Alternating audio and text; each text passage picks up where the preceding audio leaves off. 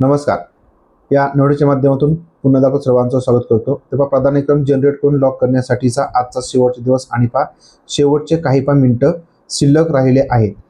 तर या ठिकाणी बरेच जण प्राधान्यक्रम जनरेट करून लॉक सुद्धा केले आहे, तरी सुद्धा काही कारणामुळे घाबरतात किंवा ठिकाणी थोडेसे कन्फ्यूज होत आहेत. या ठिकाणी जो तुम्हाला एक टॅब दिसतोय प्रेफरन्स फाय नॉट एलिजिबल, हा कशासाठी आलेला आहे तर लक्षात घ्या.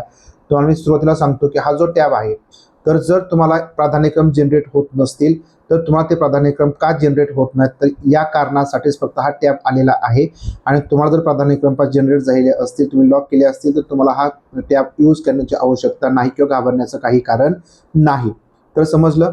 तर या ठिकाणी हा जो टॅब आहे तर फक्त ज्यांचे प्रेफरन्स जनरेट होत नाहीत आणि त्यांना कारण समजून घ्यायचं असेल तर आणि तरच होतात, किंवा तुमच्या ज्या काही प्रेफरन्स जनरेट झाले त्यामध्ये एखादी जाहिरात का नाही आली, एखाद्या संस्थेची जाहिरात का नाही आली, हे जरी तुम्हाला समजून घ्यायचं असेल तर प्रेफरन्स फाय नॉट एलिजिबल याच्यावरती क्लिक करून तुम्हाला ते समजेल की कशामुळे तुम्हाला ती जाहिरात आलेली नाही. त्यामुळे बाकीच्यांनी कुणीही घाबरायचं नाही. आता बऱ्याच जणांनी प्राधान्यक्रम लॉक केले, तर प्राधान्यक्रम तुमचे लॉक आहेत किंवा नाही, तर हे कसं समजून घ्यायचं तर लक्षात घ्या. तुम्हाला या ठिकाणी डॅशबोर्ड ओपन केल्यानंतर तुम्हाला उजव्या साईडला सेल्फ सर्टिफाय हा फॉर्म म्हणजे हा टॅब दिसणार आहे. याचा अर्थ तुमचे प्राधान्यक्रम लॉक नाहीत असं नाही. तर तुम्ही काय करायचं आहे, जो काय तुमचा काय डावीकडे जो काय टॅब आहे तर याच्यावर तुम्हाला क्लिक करायचं आहे. नंतर तुम्हाला या ठिकाणी ॲप्लिकेशन फॉर्म दिसेल. या ठिकाणी print self certify, application form uncertify आणि प्रेफरन्स फाय नॉट एलिजिबल. तर लक्षात घ्या, अनसर्टिफाय ॲप्लिकेशन फॉर्म हा टॅब सध्या बंद आहे. म्हणजे तुम्ही जरी याच्यावर क्लिक केलं तर तुम्हाला तो अनसर्टिफाय फॉर्म होत नाही. बरेच जणांना असं वाटतं की याच्यामध्ये आमचा फॉर्म अनसर्टिफाय होईल, दुरुस्त होईल, तर तसं काही होणार नाही.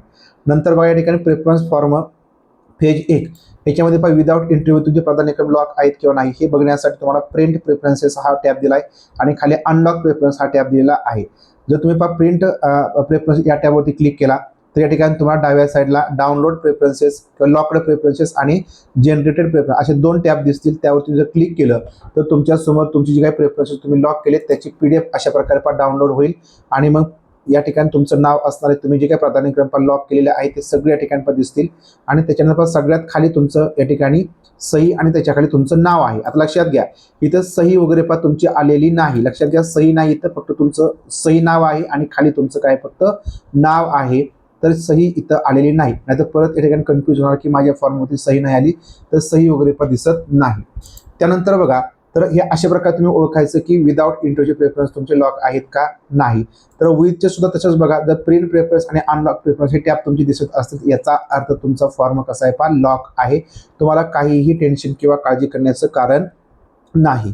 तर अशा प्रकारे तुमचे जे प्रेफरन्स आहेत तुम्ही लॉक करायचे आहेत. तुम्ही प्रेफरन्स लॉक करता याचा अर्थ तुम्ही जी निवड प्रक्रिया आहे तर त्यासाठी पात्र ठरता. जे काही तुम्ही प्राधान्यक्रम लॉक केलेले आहेत त्यासाठी तुम्ही निवडीसाठी पात्र ठरता. जर तुम्ही प्राधान्यक्रम असाइन केले, सगळ्या गोष्टी केल्या, परंतु तुम्ही प्रेफरन्स लॉकच नाहीत केले, तर तुमचा निवड प्रक्रियेसाठी विचार होत नाही.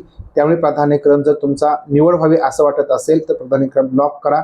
आणि बरेच जण परत प्रश्न विचारतात की सर, आम्ही जर प्राधान्यक्रम लॉक नाहीत केले तर आम्ही भविष्यामध्ये जो काही पुढील टप्पा होईल त्यासाठी पात्र असणार का.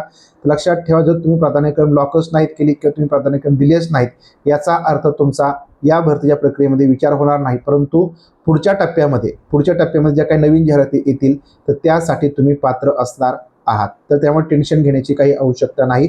तर अशा प्रकारे प्रेफरन्स फाय नॉट एलिजिबल हा ऑप्शन कशासाठी आहे, टेन्शन घेऊ नका. आणि तुमचे प्राधान्यक्रम लॉक जाईल किंवा नाही, कशा प्रकारे चेक करायचं, कशा प्रकारे बघायचं, याबद्दलची माहिती आपण या व्हिडिओमधून पाहिली. व्हिडिओ आवडला असेल, माहितीपूर्ण वाटला असेल तर व्हिडिओ लाईक करा, व्हिडिओ शेअर करा. भेटूया अशाच प्रकारच्या नवीन माहितीपूर्ण व्हिडिओच्या माध्यमातून. सर्वांना धन्यवाद.